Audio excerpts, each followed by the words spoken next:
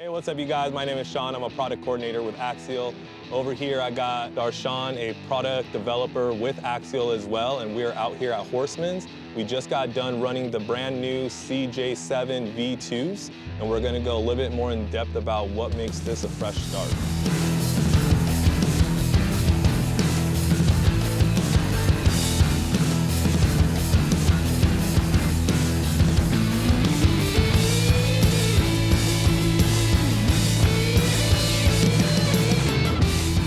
So the biggest change for the V2 is, we changed the color of the T2, made it into a LAREDO trim scheme, and changed electronics and gave it some performance upgrades.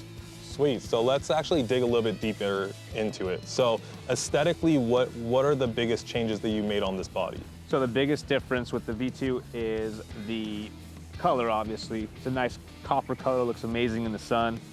And the LAREDO trim scheme. When we were deciding on the color, we tried whites, we tried blacks, we tried blues, and we found this copper color. It was actually called cinnamon, that was offered in the early Jeeps, and we really liked it. And the chrome grille, chrome wheels, along with the chrome grille, inside the grille is actually the black radiator. We sampled it all in chrome, and it just didn't look right. So we wanted to go the extra step and actually have the black in there to make it pop really well. Next thing is the windshield is actually flat now. Opposed to on the original CJ-7 V1 body, there was a raised boss, and the decal could lift off of it, and it just didn't really look too good. So we just got rid of that to make the car look even better, like it deserves to be.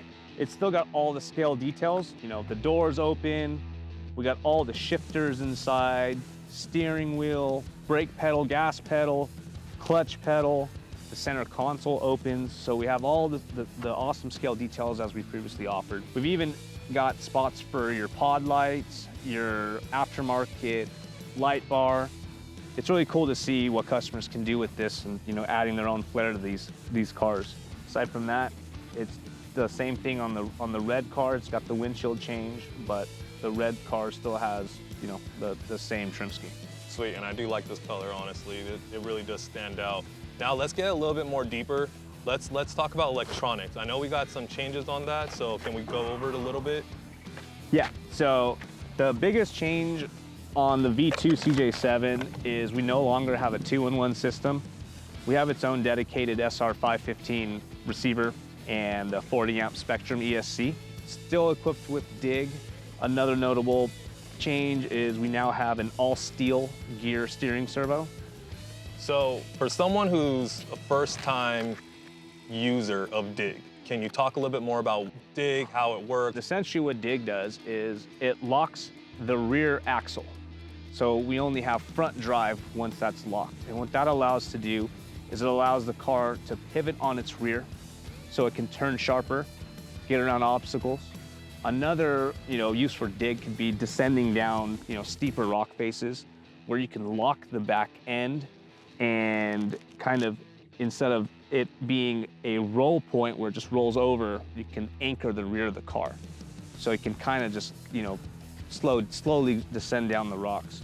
And this is actuated by the SCX10 radio. There's a button right next to your thumb. Press it up or down. It will lock the rear axle. And once you let go, it'll free it back up into 4-wheel drive. Sweet, dude. Honestly, it was super cool actually using the DIG.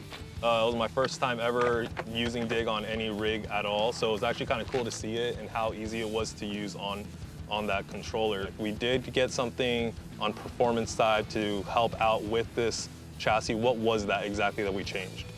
So we did change the links. They're still 6mm links like they were previously on the CJ-7 V1. However, now we've removed the through hole that we would use for adjustment. And now we've added a 5mm flat. So a 5mm turnbuckle wrench, 5mm open end wrench can be used to either adjust your toe end on the steering link or the length of your rods in the middle here. And then another notable change is the rod ends themselves. They're a different design, just more durable. So less stretching and less cracking. And one of the biggest things with this car is it does offer the AR45 straight axle, which helps, you know, keep center of gravity lower, and, you know, just one of the great things about the Jeep CJ-7. Awesome, dude. So, I mean, it looks great. This is my first time driving this guy. I'm not gonna lie, handled great. I mean, I enjoyed driving on the rocks. It was fun being out here. Beautiful day out here in Horseman's. That's the brand new CJ-7 V2. Let us know what you guys think about it. Leave a comment below, and peace.